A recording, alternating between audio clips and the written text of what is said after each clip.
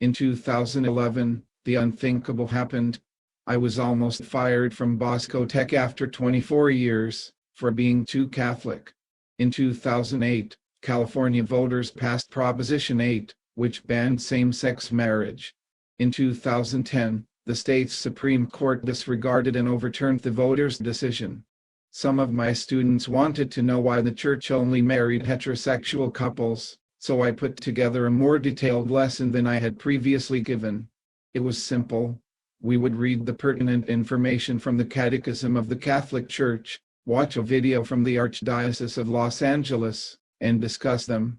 The class went well, I thought, but the next week the principal called me to his office and asked if I was homophobic. He should have known that I wasn't. He told me that a parent had spoken to the president and accused me of that. I asked some of my students what they thought of the lesson, including two who I knew were same-sex attracted, and they thought it was presented factually and discussed fairly, without prejudice. When I spoke to the president, he wouldn't listen to me or talk to my students. He took the class and my position as theology chair away from me. When it was time to renew my contract, he offered me a part-time job.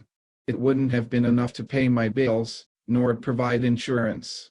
Clearly, he was trying to get rid of me without having to fire me. Several teachers were sympathetic, but what hurt most was that none of them, not even the Salesians, spoke publicly on my behalf. I applied at other Catholic high schools, including Salesian ones, but none would hire me.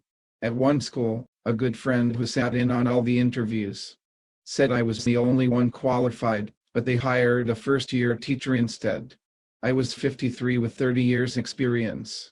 I didn't know if I was blacklisted, or they didn't want to pay me a higher salary, rather than hiring a younger teacher. I didn't know it then, but God had a better plan for the next school year than I ever could have imagined. I'll share it next time.